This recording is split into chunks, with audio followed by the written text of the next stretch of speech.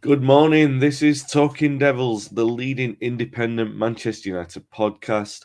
I'm your host, Wayne Barton, joined by United legend Paul Parker to talk over the Manchester derby. And um, yeah, well, something good to talk about for sure, considering how it could have been. Before we start, Rory's already got in the comments. He says, "Good morning, boys," and you can tell that it's going to be hopefully a good show today. Definitely one of positivity. Anyway, if you're watching live on YouTube or Facebook, feel free to get your comments in and questions in the comments box as well. If you're watching the replay, say hello. Feel free to comment. We do reply. If you're listening back on the audio podcast, please be sure to subscribe on the platform you're listening on and leave us a review on there as well. Paul, how are you doing? You all right? Yeah, I'm fine, thank you, Wayne. Good. Uh, Have a good weekend. yeah, I did as it goes. Yeah, football aside, I mean, I just went just met with a few old schoolmates. That was all really, and just spent a bit of time with them after Yeah. after the game on Saturday. So, and it made Sunday, Sunday afternoon was a tough afternoon. Yeah. Okay. We'll leave it there. But at least you had a good moment to start it off with. Yeah. Yeah, Manchester is red. Manchester United 2, Manchester City 1. So much to pick through. I guess we'll go from the start, Paul.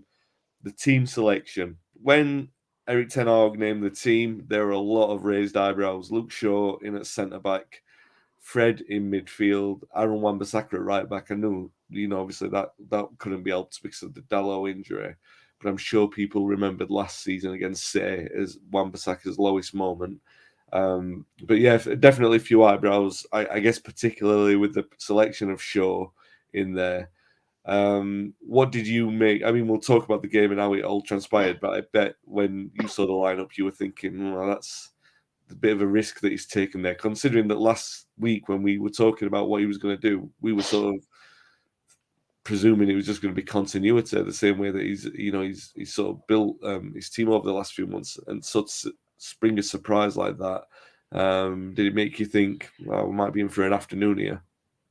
Mm, when you look at it as a back four, I was worried about Mahrez up against Malaysia. Yeah, That worried me. But other than that, really, Martinez not playing. Whew, I mean, that must have caught everyone out. That one, no one would have selected that at all. yeah, Luke Shaw stepping into there, he had to come back in. That's what I thought, and I think 99% of United fans would have thought, but he didn't. He stuck with Luke Shaw. If Luke Shaw had come in from the cold into that position, I think people would have it would have lost it. People would have just gone, yeah, what's going on? He's pushing it too far. But because of Luke Shaw's previous performances in that position and the way he's played it with ease and never really looked stressed playing now, a lot of people kind of stood with it. And at the end of the day, he was tested, up against, we have to still say, the best team in the country. He was pulled, you're not going to get pulled around by any other team than City. yeah, The way they shift about, and Luke Shaw, can't think of anything I could say ultra negative at all. Even you look at he yeah, didn't put a foot wrong. The back four did their job in front of David De Gea because David De Gea didn't have to really make any saves that got United out of trouble. yeah, And when we've seen this fixture over the years, and yes, United have got results in some of them, and everyone's jumping up and down and really maybe excessively over the top because they've got something from City. As much as you had to enjoy it because it was rare, you would come and you'll think back about it and you say to yourself, but cool, we had a little bit of luck. We sat deep. We yeah, David De Gea made great saves. Oh, didn't so and so make a great last ditch challenge? Yeah, but I have to say that is the most competent performance against City for a long, long time.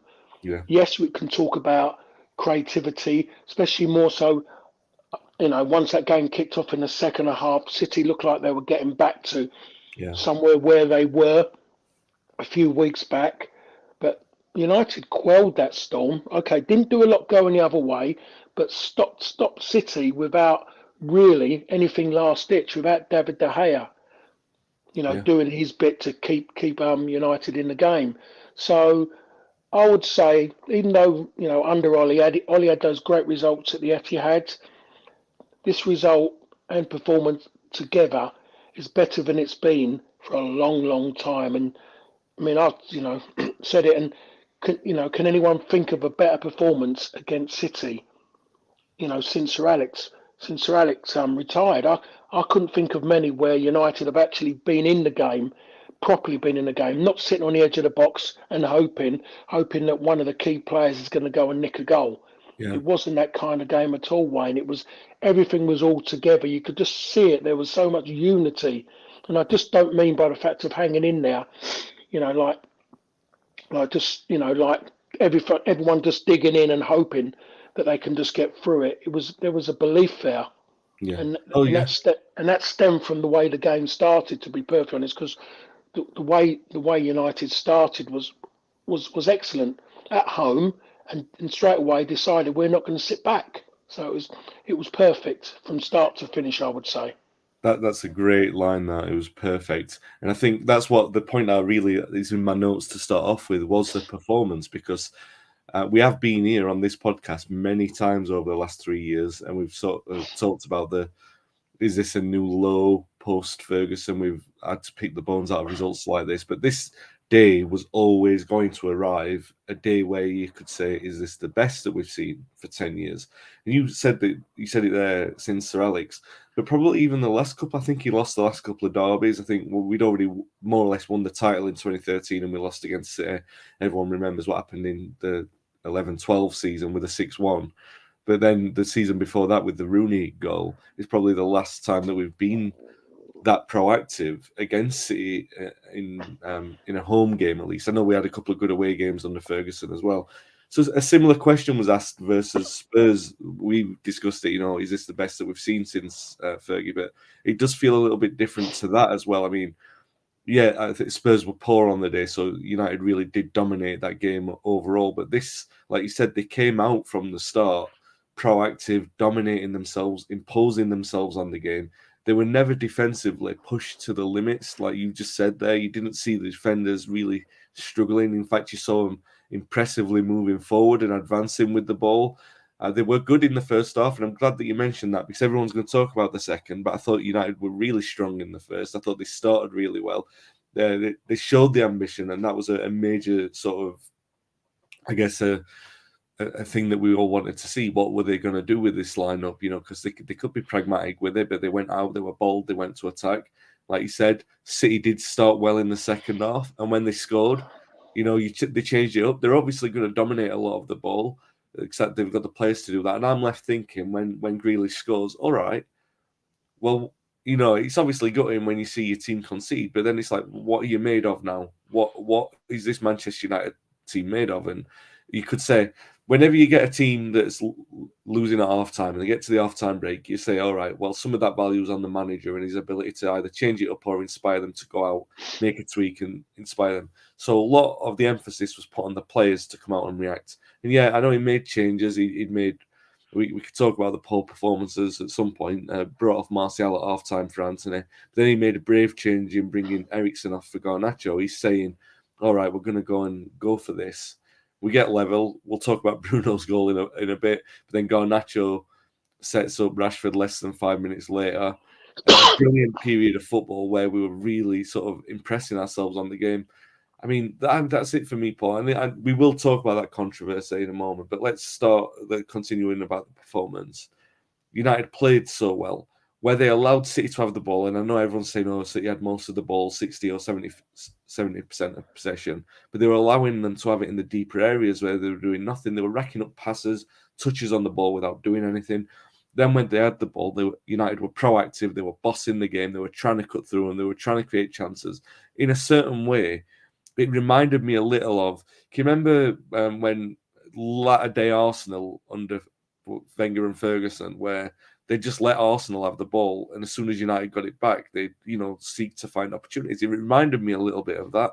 I don't know if that's been a little bit too kind, but when you look at this sort of last decade, Paul, when you look at the number of performances that United have had, and you talked about some of the good wins that we've had over City. People have talked about some of the good wins that we've had over Liverpool, even Spurs. But you look at that win and that performance, Is that the first time that we've looked at a United team and said, we can see that United team challenging for honours? Oh, without a doubt. My biggest over the years of us, us two doing this, I'm always when they've kind of gone out. Like let's talk at the Liverpool game when Liverpool they beat Liverpool at home. Yeah. It was a great. It was a good win, and that's what it was. It was a good win. And my biggest concern was always, can they raise themselves for the next game? Yeah. I know the next game against Palace is an important one. It's a big game for Palace, but being at Selhurst Park and that they know how big that game is.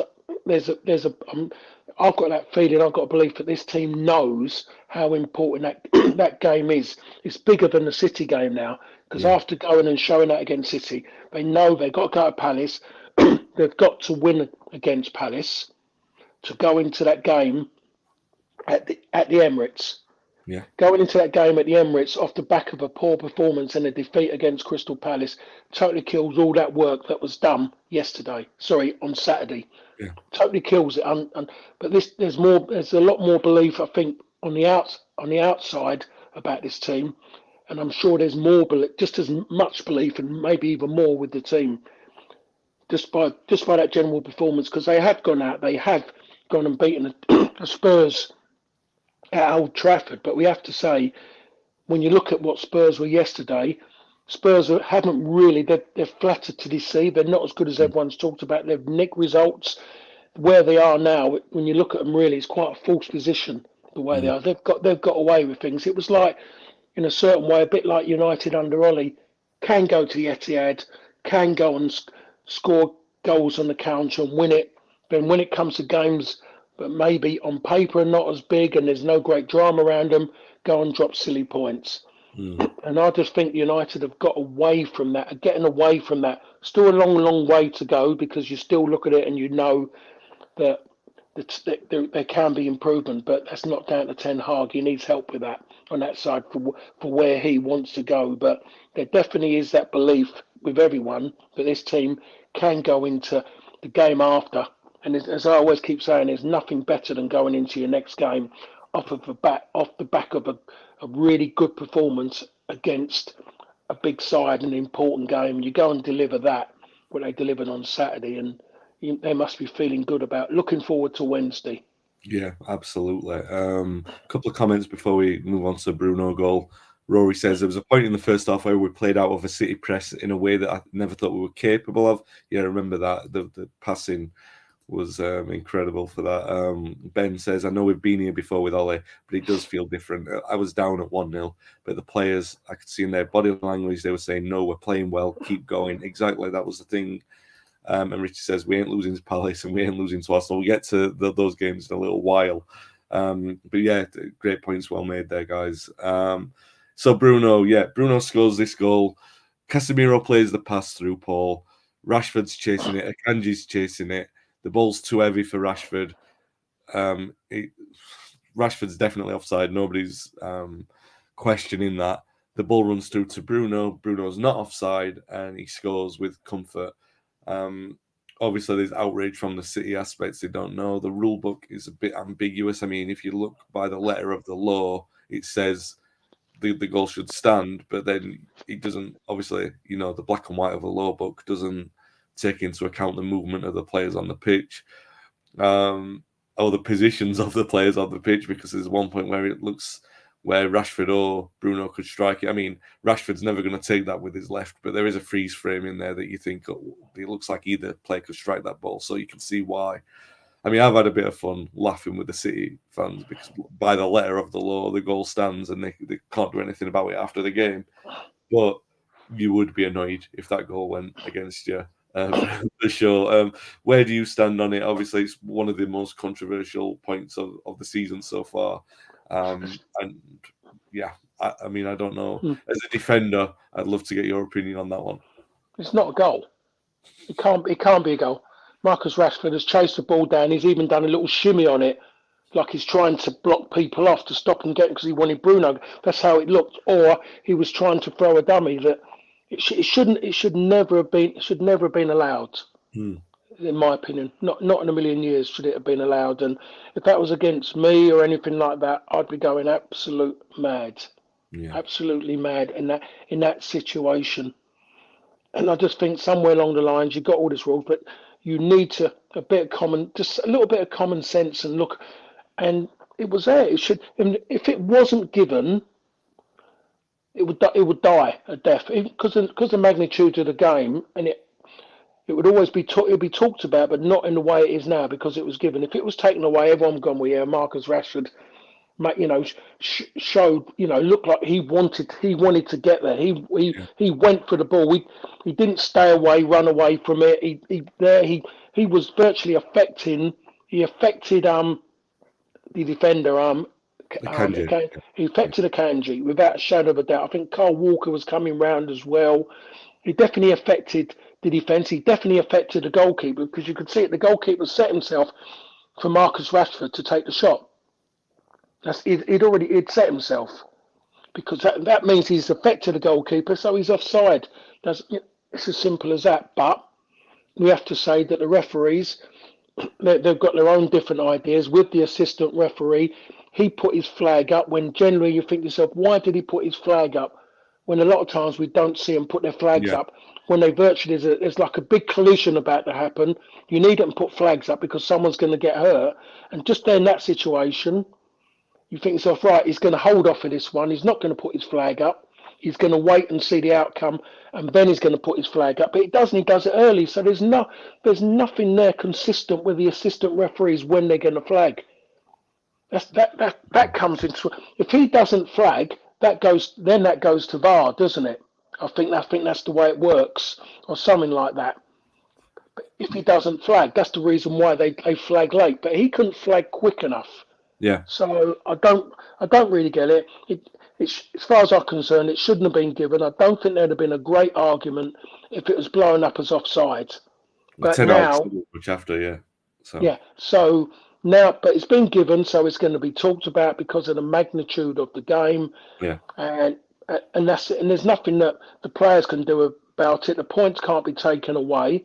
But you have to say is that whatever happens, United, if it had worked out and United had come away with a point, everyone would have just been maybe just as happy with that and just said that United come out of that game without being beaten because they never deserved to be beaten in that game. They won the game, and you have to look at City and you look at the way United were. Even now, I would say that United slightly edged it. yeah, In my opinion, doesn't matter how much City had the ball. It was how when City decided to step forward, United then on not on many occasions they sat back, but they still couldn't break down the back four because of the work yeah, being done in before.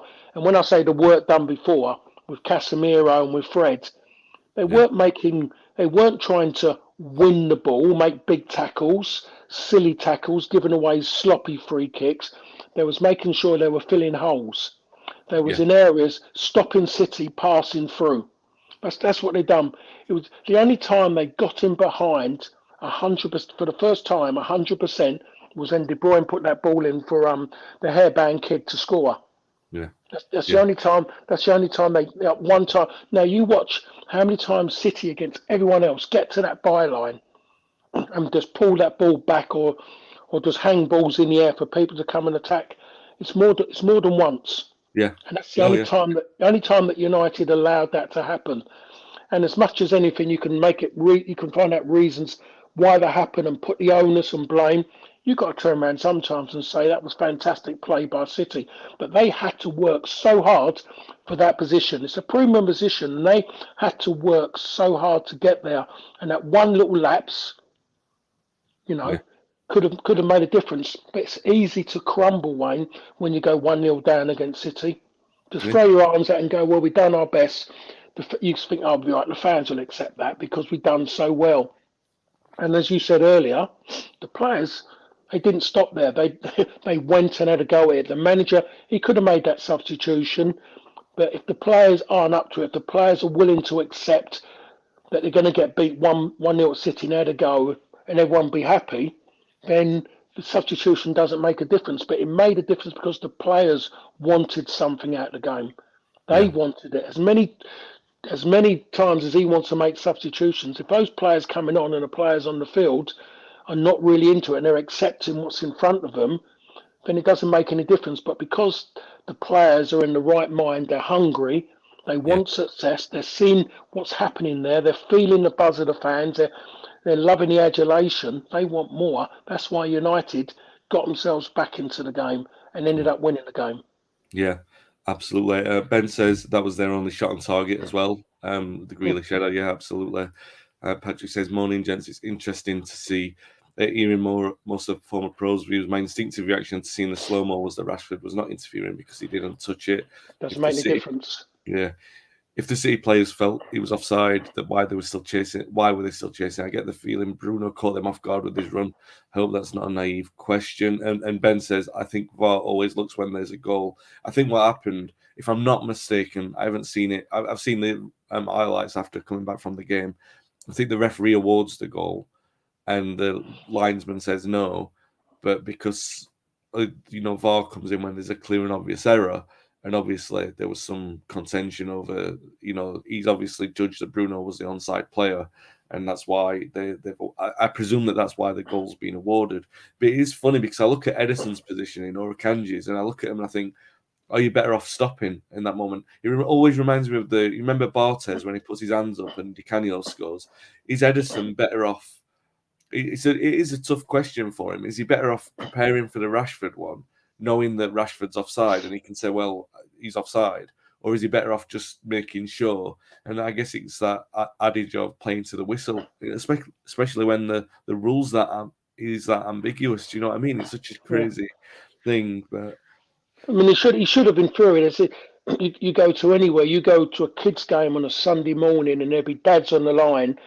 Everything happened. Their boy, something happened, and the dads will be screaming, "Play on, play on, play to the whistle." It's one of the main shouts on a Sunday morning kids' football. Dads trying to get the kids to keep going, rather than saying that's a foul or this is that, and stop and look for the referee. You're meant to keep going. Yes, they should have kept going, but it was blatantly offside. yeah, And they're still going to keep, even though they know in their mind is offside, they're not just going to suddenly stop and go, we know.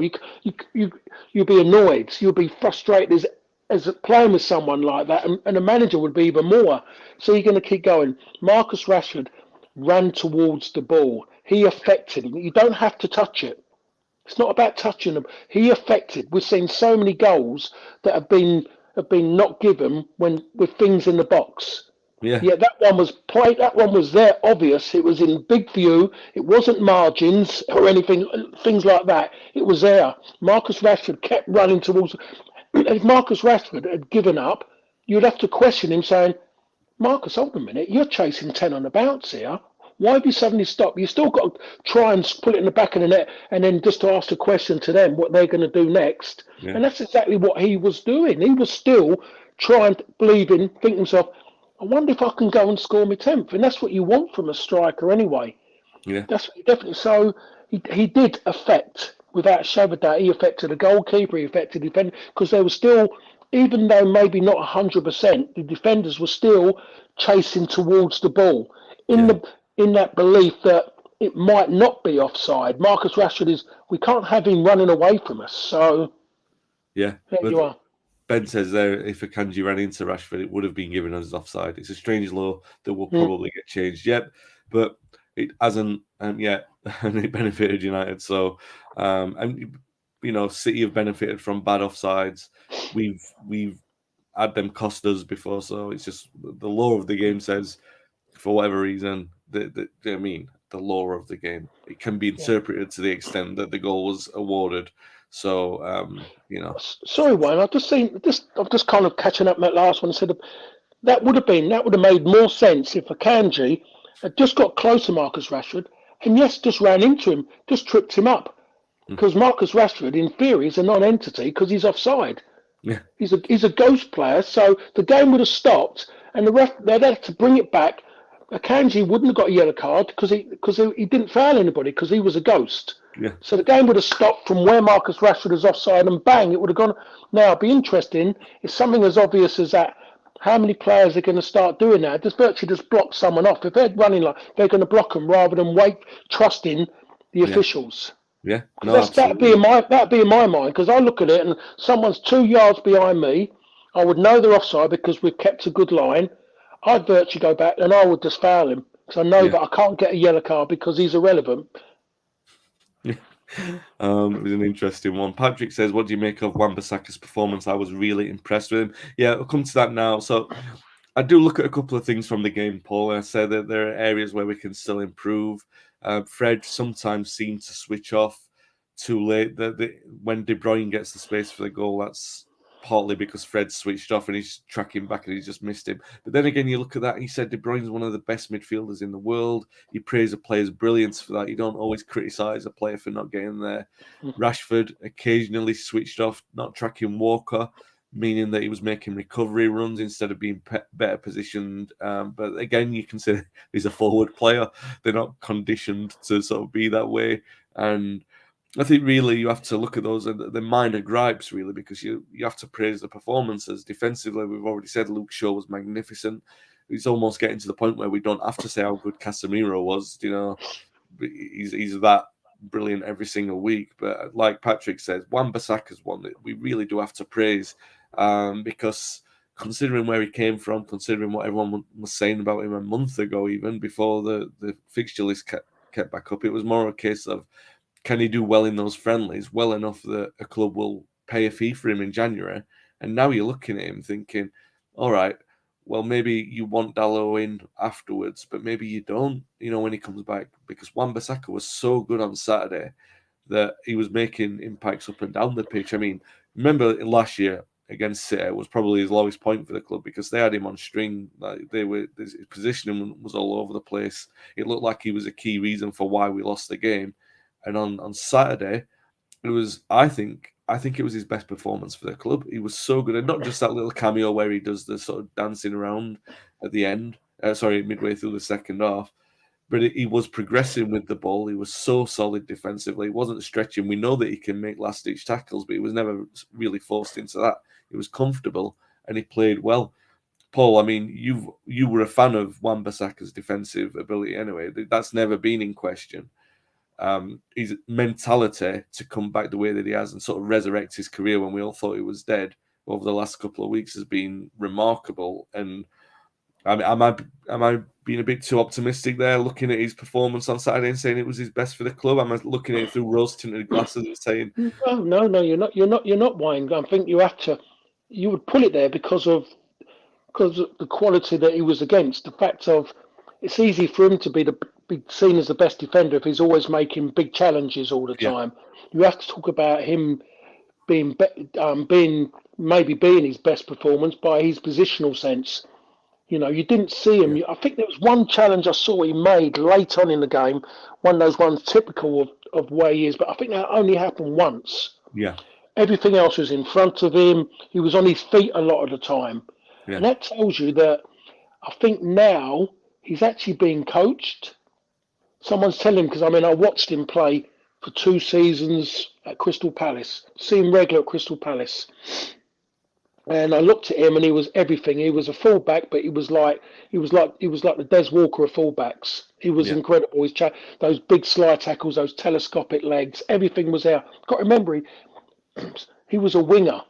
yeah, He was a winger who went back to a right back, and he done a great job for Palace. I mean, they haven't replaced him at Crystal Palace, even though the likes of Joel Ward and Nathaniel Klein are playing there. They haven't replaced him. yeah, And then you go through that bit, and you've got to remember his bad spell still coincides with United's bad spell. Everything about the club was everything. So you can imagine he went into a melting pot of people around him with bad attitudes. Everything was bad. People were saying things, and maybe he got a bit entwined in what was going on, and that got in his head. Then he wasn't playing well. He was reading what was being said about him. His confidence was low. Maybe needed an arm put around him, someone to talk to him. And I think this is the first time since he's been there, but he's actually got a manager with him, not a coach. He's got a manager. He's yeah, had coaches with him before. Now he's got somebody, and I've said this quite a few times over the The last few things I've done over the last week or so, Manchester United have had their first manager since 2013. That's what they've Yeah, got now. That's what they've yeah, got now in him. He's a manager. He isn't just there to people telling him who to sign, what to do here. I think he's taken it on board himself. And if there's a problem, and I think people have already seen that already with something, he will deal with it. And I think he's got him, and he's talked to him about defending. It's great when you make those big tackles. It's no greater feeling being defended. You make those sliding tackles, big block tackles, which seems to have disappeared from the game, by the way. Players are dangling legs now. They're weak. I don't know what they won't do block tackles anymore. They seem to always want to pull away. Martial done one in the game, and he pulled away with the goalkeeper. He pulled yeah, out of a challenge yeah, of a goalkeeper. Keeper's out of his box. yeah, You challenge the goalkeeper, and in fact, you try and go through the goalkeeper because when he steps out of way, there's nothing to protect him. But I think going back to Wan-Bissaka, I think someone's talked to him, and when I see that I can remember one big slide tackle. That says a lot to me about how he's moved his game. Everyone keeps saying, "Oh, he's rubbish when he goes forward." He's a fullback. yeah. He's a fullback. We have, if you're going to go and slaughter, what's his name, down the road, that 30 odd miles down the road, as a fullback, and saying he Trying, can't, yeah, yeah, yeah, saying he can't defend. But you said, oh, he's good going forward. You've got to remember that he knocks in 10 crosses, and maybe only one of them gets headed at goal or something. yeah, And all of a sudden, he's the best fullback in the world. When you talk about fullbacks, priority is to defend, help your teammates out, do your job, stop crosses. He does that job really, really well. So you judge him on what he does, on what his job is, and there isn't many better than him. On the other side of it, he has stepped forward now. He has improved. So collectively, his game is better already. He's a yeah, young lad, and he can only get better. And you've got to remember, he is a London boy, a South London boy. And when I talk about that's deep South London, it's from Croydon, which is not really. It's just on the peripheral of London, so it's a very local. It's yeah, quite a parochial place, Crystal Palace, and I think yeah, every fan who's been to Sellers Park will know that. It's a different feeling of London compared when you go to all the other grounds. Everyone who lives in that area supports that football club, and when you talk about support, it's mostly the best in London for an yeah, atmosphere. Sellers Park, and it will be. I'll be there on Wednesday night, and I can't wait. I'll go there a yeah, bit, and the atmosphere is going to be great. So Wan-Bissaka is going, for me, is good at what he does, and because everyone has demoralised him and wants to come out now because everyone's a coach and a manager, they want to tell you all the bad bits. yeah, Now, someone done that to maybe these people are doing it who have got sons or daughters who play football, and there was somebody who was putting regular stuff out there for everyone to see and disrespecting or demoralising your child. You wouldn't be too happy, would you? If they were doing that, but yet people are willing to do that. Were doing that to Wan-Bissaka. Then all of a sudden, yeah, Dalot stepped forwards, and now we have to, in a short space of time, you have to figure out who is the better now of the two. Yes, Dalot finished the season well, started this season really well, done well when he plays for his country in the World Cup. So it's a difficult position. But you think about Malacia coming in. Look what it's done to Luke Shaw. yeah. Oh yeah, Luke, I mean, considering a year ago we're having a conversation about which one you're going to put in because the other's playing so poorly, and now it's a completely different kettle of fish. Mentality shift in the squad for sure. Rory says about Wan-Bissaka, I was really impressed on Saturday. I just wish that he could cross the ball. If he could, he would be the best right back in the world. Is that not the remit of the modern day fullback? It's probably the most demanding position on the pitch as an athlete. You need to be up there affecting attacks and get back to defend as well. Yeah, but I also think with Wan-Bissaka, is like you were talking earlier about the environment which he's in. But your crossing abilities, it's 70% your ability to cross a ball, but it's 30% dependent on the movement of the players around you. And United have had static players. Ronaldo was in there waiting for crosses. Martial doesn't move for crosses. He doesn't do anything. I mean, I don't want to get on his back. He wasn't good.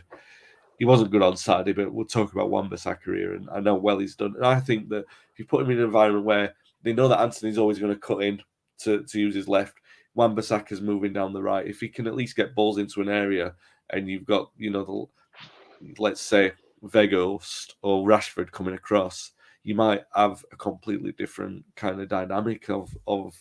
I thought there was a period under Rolling. It might have been either I don't know when it was, but there was a sort of 3 or 4 month period ending the season. It might have been his first season or his second season, where his crossing was actually improving. He was getting into areas and he was a little more confident with it. And maybe it is, and we don't know because we've only seen him in for a few games where, there might be a period coming up where you see him more confident in his ability to cross a ball. And, Well, crossing is about confidence, really. You're not, especially the way that everyone was at him.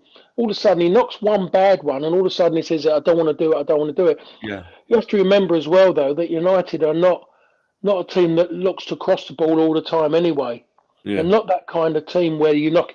Luke Shaw, when playing left back, doesn't cross the ball a lot. He yeah, gets in areas, but yeah, he does. But crossing, as you mentioned there. Everyone goes great cross. There's certain crosses that go in and they flash across the 6 yard box, or they go in behind people. They're good crosses, great cross. But crosses generally are only great crosses, good crosses, if there's a connection with one of your teammates. yeah, And all you do is you're trying to hit areas. You're not trying to hit men. Very rarely are you trying to hit someone on one specific person. You put balls in areas, and it's up to people to find it. So everything you're trying to do is off the back of hoping that someone's in that area. Otherwise, people throw their arms up. What a rubbish cross! There's no one there. But there should have been, and you're told excuse me, I've got a frog in my throat. You're told by your coach, your manager, to hit certain areas. That's all yeah, you're told. And and then one of the other sayings is, just put it in there. If there's no one in there, I will make sure that they will get in there next time. yeah, And that's one of the old football adage. If there's yeah, no, just hit that area. Don't worry if you don't see anybody. Your job is just to hit that area when you're in that position, and then make sure. So Sparky was always the one kept making runs, and Sparky would make runs in certain areas. If he didn't deliver him the ball, as Andrei Kanchelskis didn't at one time, Sparky just walked up to him and just virtually put a finger into his face and just told him, when I yeah, make that run, don't check back, just put yeah, the ball in. And a poor early cross is a lot better than a great late cross.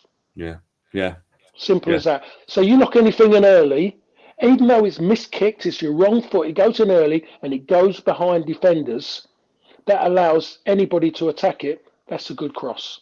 absolutely. Patrick says if Wan-Bissaka's performing like he has in recent games, I can forsake his lack of crossing, no problem. Yeah, I guess that's the other thing. If he's doing what he's meant to be doing, like Paul's bang that drum all along. If you check out the slow mo of the winning goal, who's burst into the penalty box at the top of the screen, yeah, it's Really? I need to see that. yeah, That, yeah, that would have been a hell of a run, by the way. For him to get there, but that is a big. That's a lung buster. yeah. Ben says his crosses to the far post end up in the Stretford end. Yeah, but he's not the only Cynical, one. cynical. Yeah.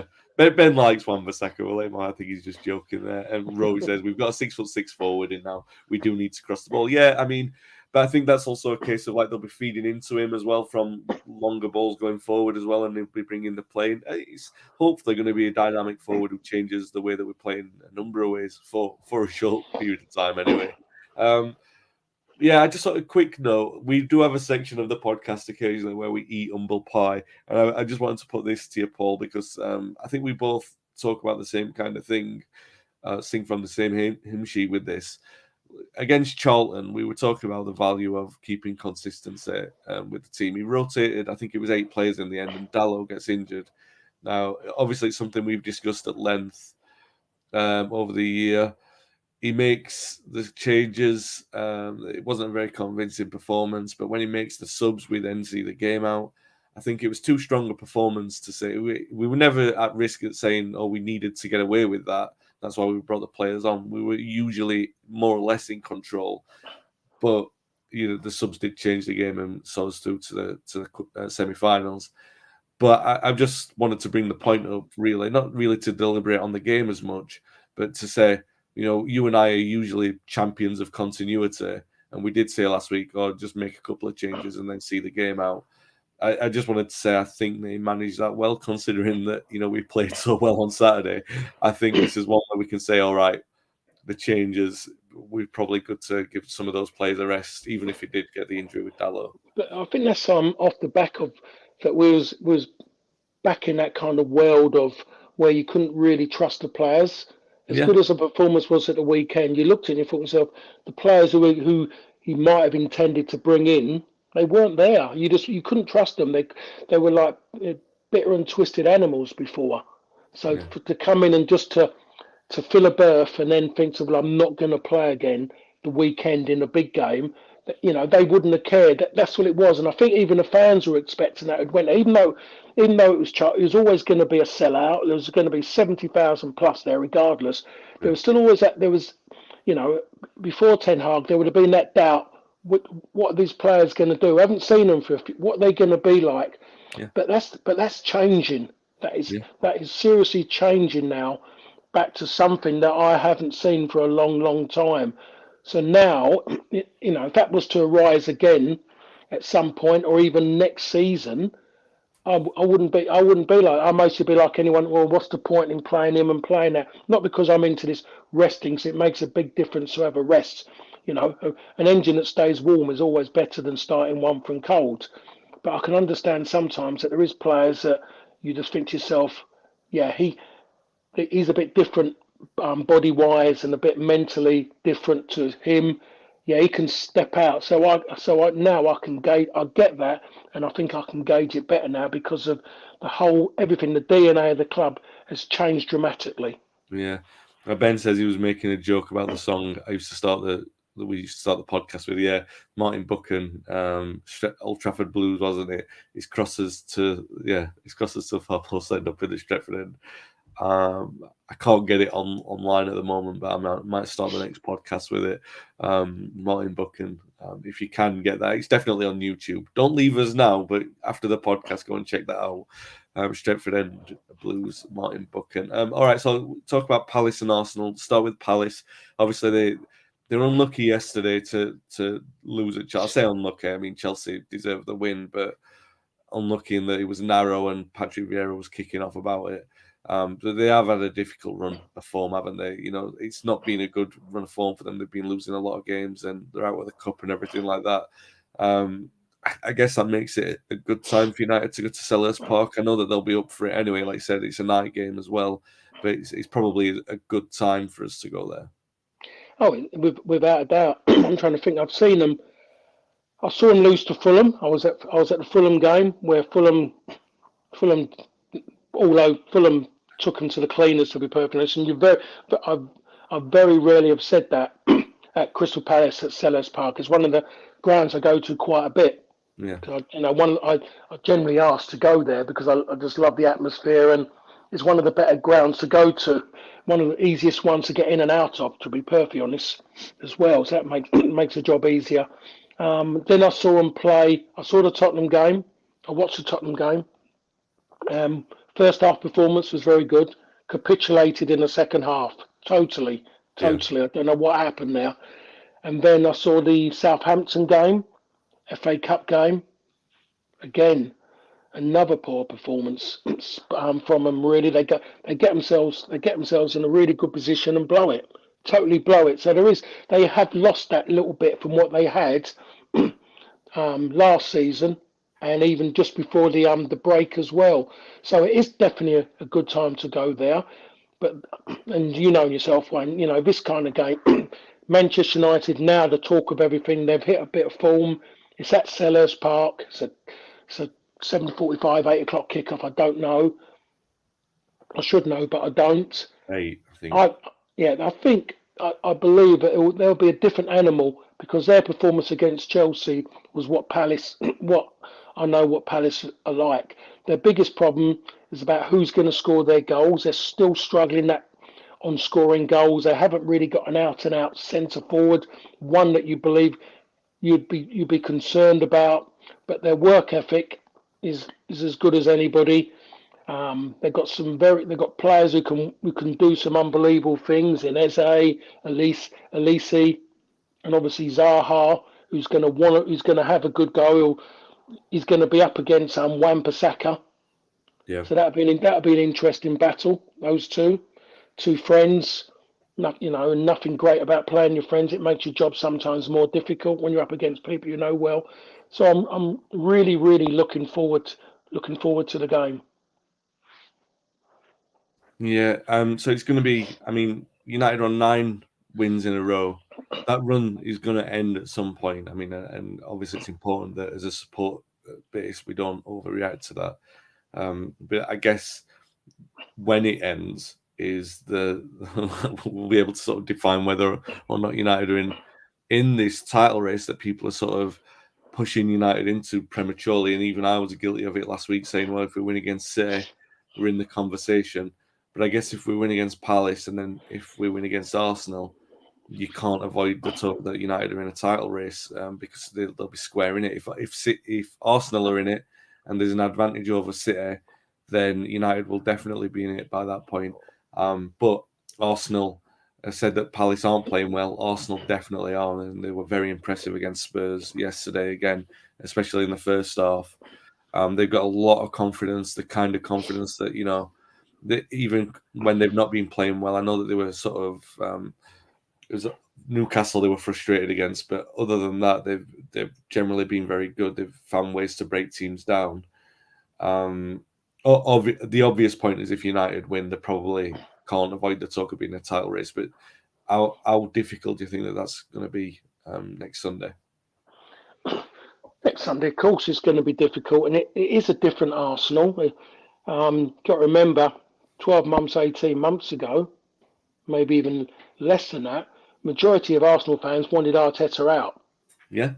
They wanted him out. They were big time. I live in an Arsenal, Tottenham, West Ham area, and it was just you hear everything and you get people's opinions, and they wanted him out. They just did. They had all these, they had all these great ideas.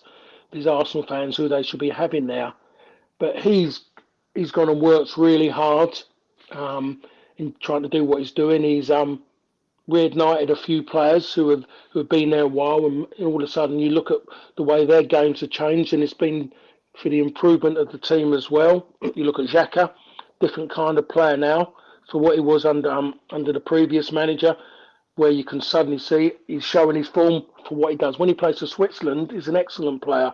You see that now that he was held back from doing what he was good at by previous managers. He was just a sitter, and I think that showed his frustration come out in his temperament, Yeah. the way it was. Even though that's still there, that side, but that makes him as a player.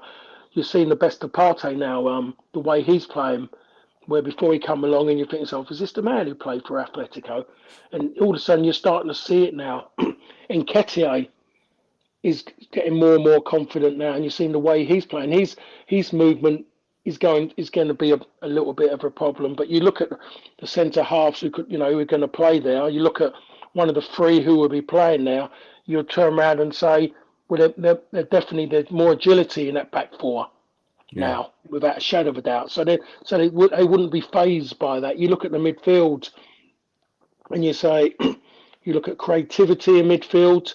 They got Odegaard, a wonderful footballer. Really appreciating him now, what a good player he is, and suddenly realise the politics at Real Madrid cost him, not his ability. Yeah. So you can see that they've got themselves an incredible bargain by going to get him. And you look at what he's got around him, and I mentioned the two midfield players he got around him. Those two make a difference, allowing him to play. Zinchenko will get involved in there as well. So it's going to be a real interesting game. This one is people would talk about the battles between Man City and Liverpool, and no, this is a game that everyone wants to see. People still talk about Manchester United and Arsenal from years ago, the battles there, and it was about that bit, between the two managers and when they went on the park, the personal battles. This game for me goes straight back to there. You can keep your Man City v Liverpool. That's been fabricated by the media. They've made that one up. Sky are trying to build that one. They can't build it because it's Manchester United. They're the ones and you had someone with them to make things big. And this game is going to be the one that everyone wants to see. Do you fancy United for it? Yeah, oh, without a doubt. I said that before. I had United in my local pub predictions. I had United to win. I had United to win 2-1. I got a correct score. That's 6 points I've got. Absolutely. I've never done that before in the game of a Man City game. Never done it. Never. But I've done it in that. I've done it in that game because because I really felt that they could beat City. I think this is their moment where they're going to beat City, and I just felt they could go there. And I believe they could. Where before other games is going to be touch and go. It's about them scoring the first goal and United scoring the first goal, I should say, and going on from there, not allowing City to get in front because it could demoralise a few weak-minded players. I don't believe that anymore. These players aren't weak-minded. It's a shame, really, they can't go into the game off the back of Yeah, the one on Saturday. That's the shame that this game has been put in the middle of that. But I still believe when you get something like when you get a performance like that at home and you get all again you get all that's around you, the adulation of all that, you can't wait for the next game.